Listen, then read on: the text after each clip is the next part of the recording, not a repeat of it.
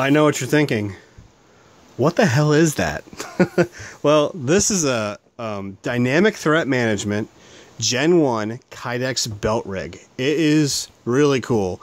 Now, before you leave a comment or before you click the video off, because you think that this is more rigid and stiff than your Condor battle belt, well, you're totally wrong. You have no idea what you're talking about. This thing is just as flexible, if not more flexible. It weighs less. It is awesome. Let me show you how flexible this is. This is insane. I mean, come on. It is awesome. It's low enough profile where the top comes right to the top of the belt. So even if you have a little bit of a muffin top like myself, you can bend over and this is not going to bother you. It is awesome. It works so good. I have it set up. I change this all the time, and I'm always in contact with Chris, the owner, and I'm always changing stuff up, and he's always accommodating me with whatever I want. Hooks me right up. We have some pretty good ideas. We have some ideas in the works, we'll say, with a more adaptable modular holster system. The holster would go right here for me, and of course I have holsters for this guy that I would just pop on there. But I'm running this rig, I'm running as just ammunition and communications, and I was running a pistol with my Haley D3CR in the middle instead of on this guy, just to make it a little more mobile through tight spaces and more modular. I could take this right off and I'd still have my pistol on my belt rig. If we didn't need the ammo and we weren't running comms that day for an op, or if I didn't need it for the range or something like that, I could just run my whole other setup and it worked pretty good. But it's pretty modular already. It's really cool. It takes a little bit of work to move this around, which is why I want to do like some kind of an adapter system to swap it out for different holsters, because I run different guns and they're not all configured exactly the same. This happens to be for a Smith & Wesson MMP9 with a TL4 light on it, so I can run whatever I want. But it's a really cool system. They all interlock, which gives them more strength and more load bearing capacity. You can get them molly plates here. You can get pods that are like a fast mag, and you just put your mag right in. It's awesome. I didn't like them because there was a lot of space between them. So Chris came up with a triple plate, as I believe he calls it. And the triple plate is one piece, and you put 3 sets of molly on it, and you mount whatever you want to it. So I mounted these guys to give me some pistol mag capability, but quite honestly, I don't need this much. Like 2 mags in my D3CR for the pistol, and one in the gun is more than enough for every type of shooting I do. I mean, I'll just grab some fresh mags, throw them in, consolidate my ammo, blah blah blah.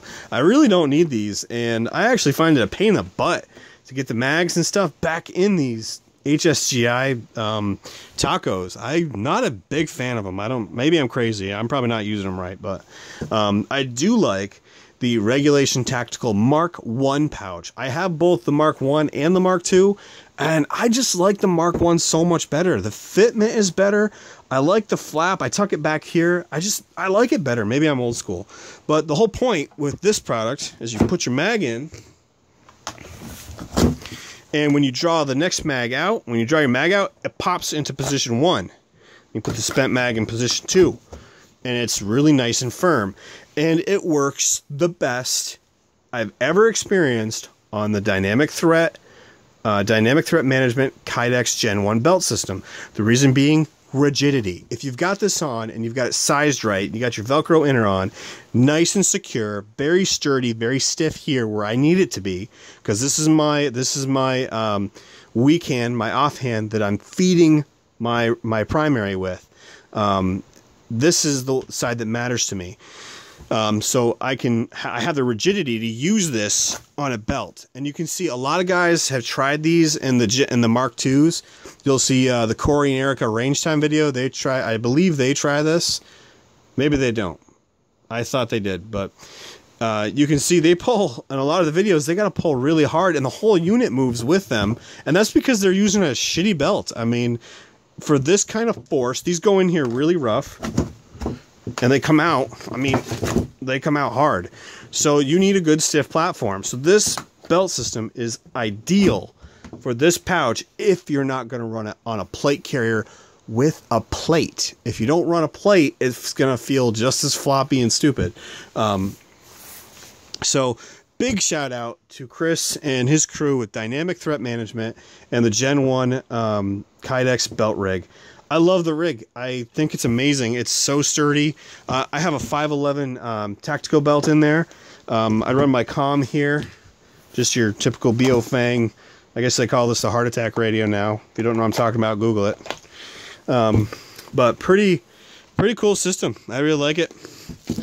Super flexible. Throw it in my bag. No big deal. So guys, you are watching the Bolt Carrier Group LLC review of the Dynamic Threat Management Gen 1 Kydex belt rig. 2 thumbs up.